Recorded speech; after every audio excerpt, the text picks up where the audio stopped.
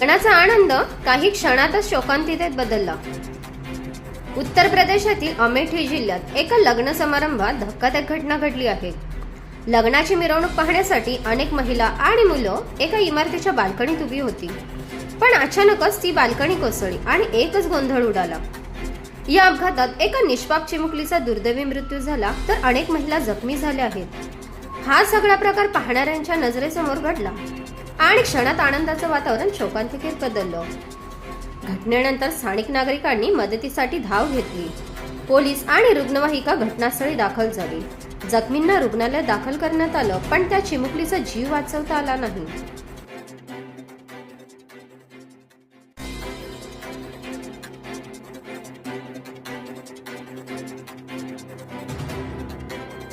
अशीच अपडेट पाहत रहा शिवकन्या न्यूजवर। बातमी विश्वात सतत खबरदार आणि जागरूक राहण्यासाठी चॅनलला सबस्क्राईब करा।